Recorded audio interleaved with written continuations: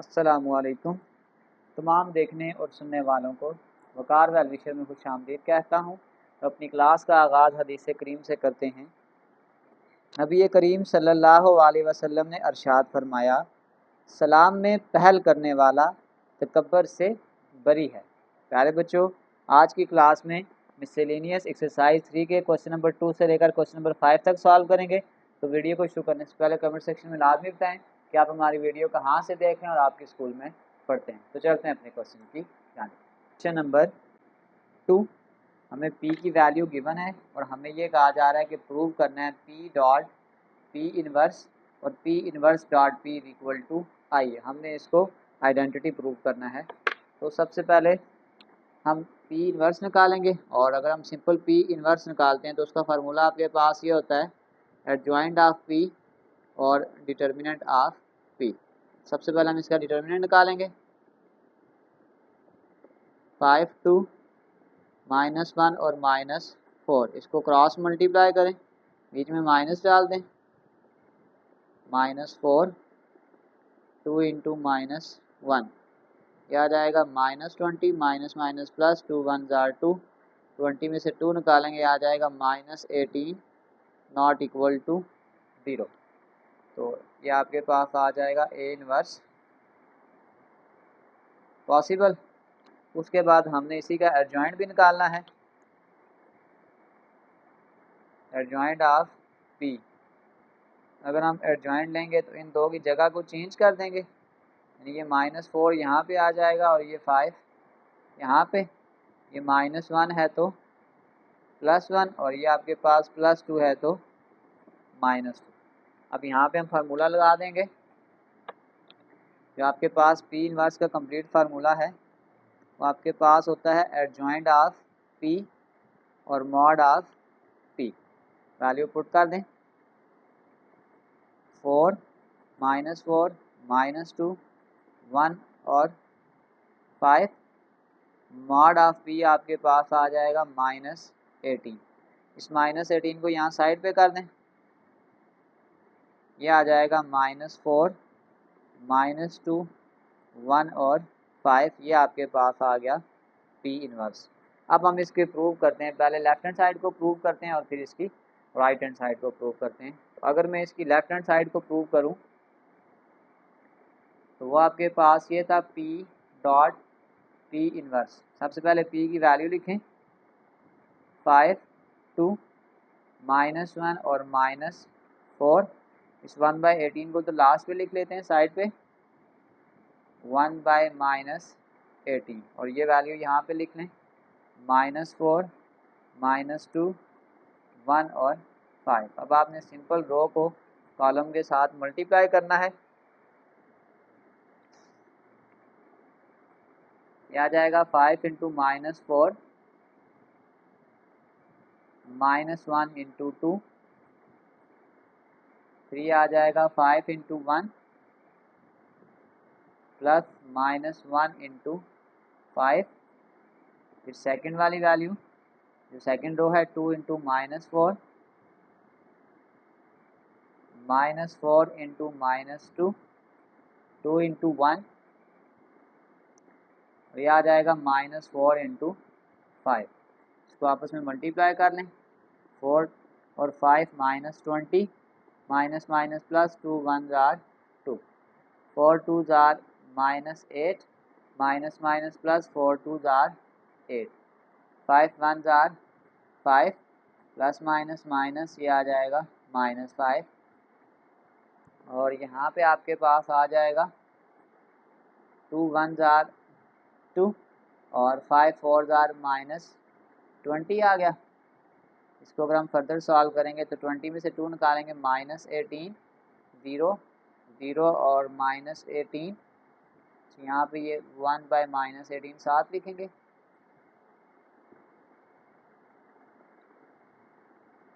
One divided by -18, अगले step में इस 18 को सबसे डिवाइड कर दें, -18 divided by -18, 0 divided by -18, 0 divided by -18 और -18 डिवाइडेड बाय -18। अब इसको अगर आप कैंसिल करेंगे तो ये आपके पास आ जाएगा 1 0 0 और ये आपके पास आ गया 1। तो हमने आइडेंटिटी प्रूव करना था, अभी हमने इसकी एक साइड को प्रूव किया है, अब हम इसको P इनवर्स डॉट P के साथ भी प्रूव करते हैं। आपके पास आ जाएगा राइट हैंड साइड, ये आपके पास आ जाएगा P इनवर्स डॉट P।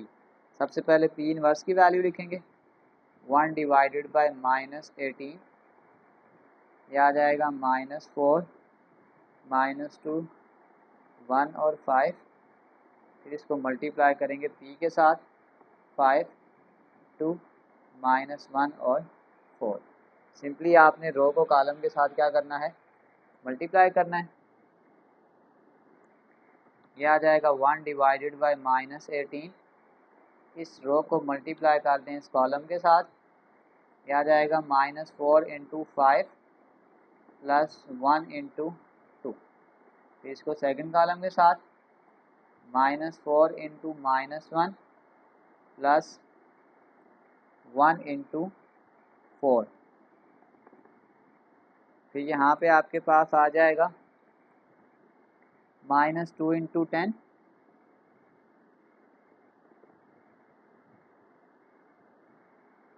5 और ये आपके पास आ जाएगा 5 इंटू 2, यह आ जाएगा -2 इंटू -1 और ये आ जाएगा 5 इंटू 4। तो ये माइनस मिसिंग हो रहा है, यह आ जाएगा -4, ये भी आ जाएगा -4। इसको फर्दर सॉल्व करें, यह आ जाएगा -18, 5 4 or -20 plus 2 minus minus plus 4 1 or 4 -4 -10 और ये आ जाएगा +10, ये आ जाएगा 2 -20। इसको भी फर्दर सॉल्व करें, आ जाएगा -18 -18, ये दोनों कैंसिल होके 0 0 और ये भी आ जाएगा -18। नेक्स्ट स्टेप में इस -18 को सबसे डिवाइड कर दें,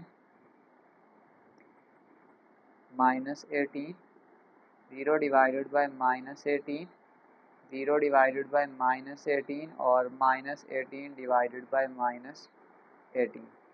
इसको कैंसिल करेंगे, ये आपके पास आ जाएगा 1, 0 से डिवाइड हो गया 0, ये भी आ जाएगा 0 और ये आपके पास आ जाएगा 1 which is also is equal to I, यानी कि आइडेंटिटी। तो हमने प्रूव कर लिया कि P डॉट P इनवर्स और P inverse dot P which is equal to I. हमने इसमें क्वेश्चन में यही चीज़ प्रूव करनी थी। चलते हैं इसके क्वेश्चन।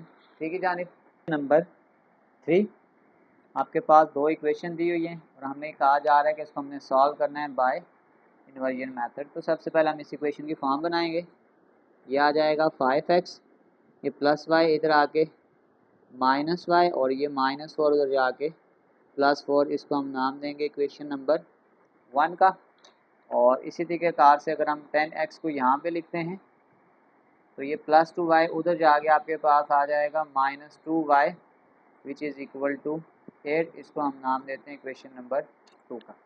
क्योंकि हमने इसको सॉल्व करना है बाय इन्वर्जन मेथड, तो सबसे पहले इसकी मैट्रिक्स फॉर्म बनानी पड़ेगी। इन मैट्रिक्स फॉर्म ये आ जाएगा 5 -1, ये आ जाएगा 4 और 8, इसके कोएफिशिएंट आपके पास आ जाएंगे 10 और -2।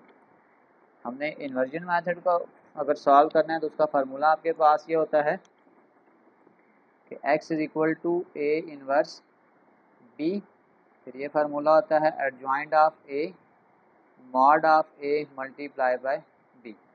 तो ये वाली वैल्यू आपके पास a होती है, ये आपके पास x और ये वाली वैल्यू आपके पास b।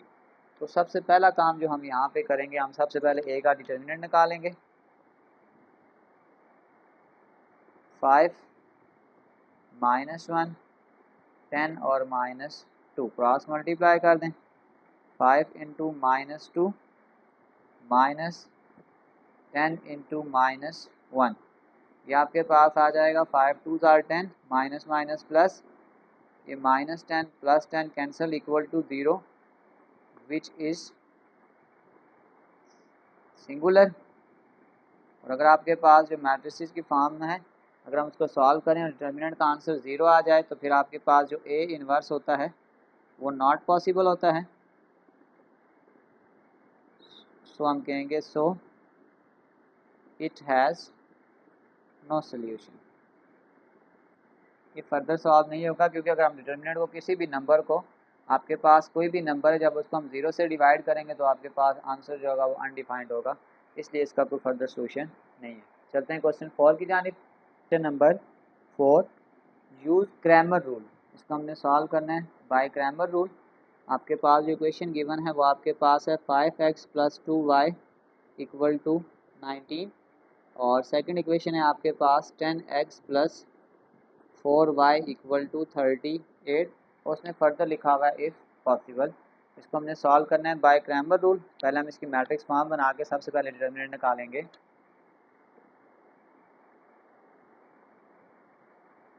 अगर आप इसके कांस्टेंट को देखें तो ये आ जाएगा 5, 10, 2 और 4, ये आ जाएगा x और y और ये आपके पास आ जाएगा 19 और 38। तो सबसे पहले हम इसका a डिटर्मिनेंट निकालेंगे। 5 × 4 और फिर आपके पास आ जाएगा 10 × 2, 5 4 आर 20 और 10 2 आर 20, ये आपस में कैंसिल होकर ये भी 0 हो जाएंगे।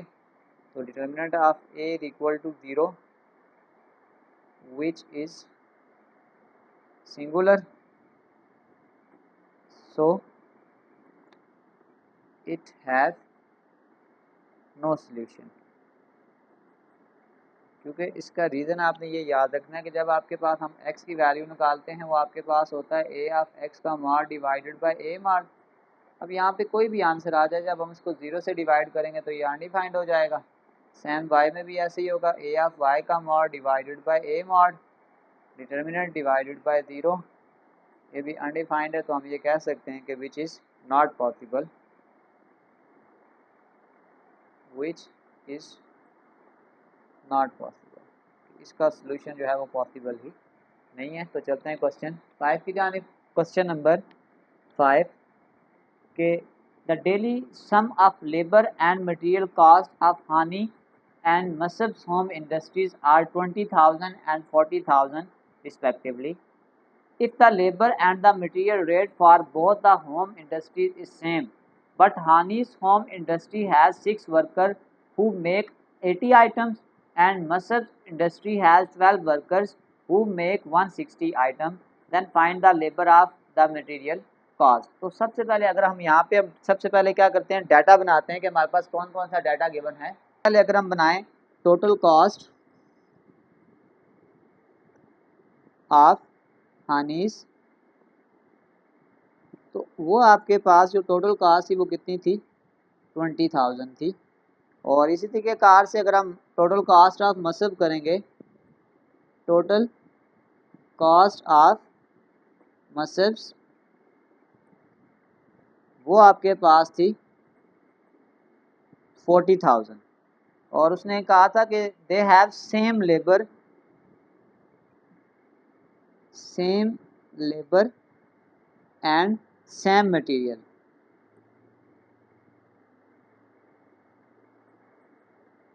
ये आ गया।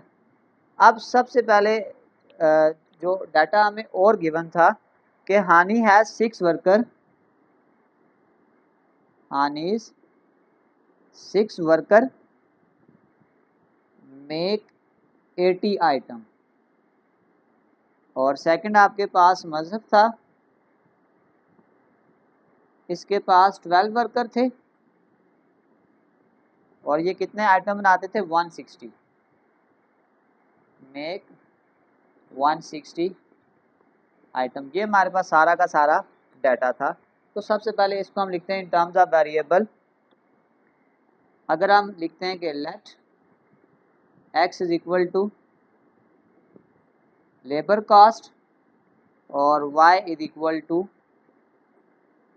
मटेरियल कास्ट, कि लेट करते हैं कि लेबर कास्ट को हम x का नाम देते हैं और मटेरियल कास्ट को अगर हम y का नाम देते हैं। तो अब आपके पास अगर हम इक्वेशन बनाते हैं पहले हानिस की, तो उसके पास देखें आपके पास 6 वर्कर थे, मेक 80 आइटम। तो इसका मतलब ये है कि यानी कि लेबर कास्ट आपके पास आ गई 6x और आइटम कितने आ गए थे 80 आइटम्स, और आइटम यानी मटेरियल आपके पास आ जाएगा y, और इसको जो कॉस्ट पा रही थी वो कितनी पा रही थी टोटल 20,000। इसको हम नाम देते हैं इक्वेशन नंबर 1 का।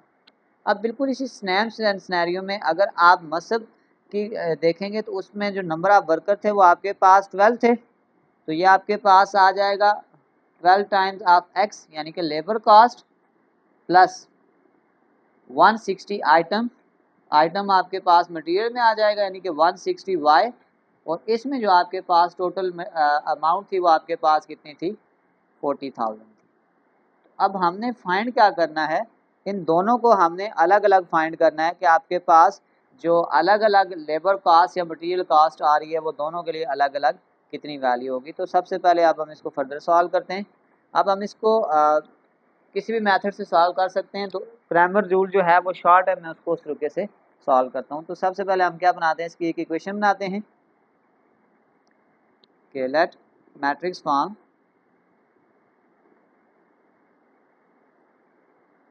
वो आपके पास आ जाएगा 6, 80, 12, 160 x और y, ये आपके पास आ जाएगा 20,000, और ये आपके पास आ जाएगा फर्दर 40,000। तो सबसे पहले क्योंकि हमने ए मॉड फाइंड कर लेते हैं, अगर हम ए मॉड फाइंड करते हैं तो ये आपके पास आ जाएगा 6, 80, 12 और 160, क्रॉस मल्टीप्लाई कर लें 6 इंटू 160 माइनस 12 इंटू 80। तो पहले इसको मल्टीप्लाई करें, ये आपके पास आ जाएगा 6 मल्टीप्लाई 160 ये आ गया 960, और 12 मल्टीप्लाई 80 ये भी आपके पास आ गया है 960। तो ये इसके साथ कैंसिल होकर आपके पास आंसर आ जाएगा 0। फिर हम कह सकते हैं कि A inverse not possible because it is singular, और अगर आपके पास जो सिंगुलर है तो फिर हम ये कहेंगे कि not possible, it has no solution.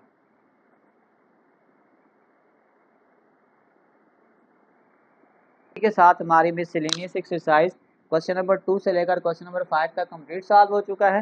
Description में मैं एक लिंक डाल दूंगा, आप इस लिंक के थ्रू किसी भी वीडियो को विजिट करना चाहें तो आसानी से विजिट कर सकते हैं। आखिर में एक छोटा सा मैसेज अपने देखने और सुनने वालों के लिए, माहिर नफ्सियात कहते हैं कि अगर कोई आपको अहमियत देना छोड़ दे तो आप भी शिकायत करना छोड़ दें और खामोशी इख्तियार कर लें। याद रहे कि हर वक्त दस्तयाब रहना, पीछे पड़े रहना आपकी अहमियत को कम करते जाते हैं, और फिर बीच में तो हैरात मिलती है ना, मुकाम, मर्तबा, इज़्ज़त और मोहब्बत नहीं मिलती। प्यारे बच्चों, अपना बहुत सारा ख्याल रखें, मिलते हैं अगली वीडियो में, तब तक के लिए अल्लाह हाफ़िज़।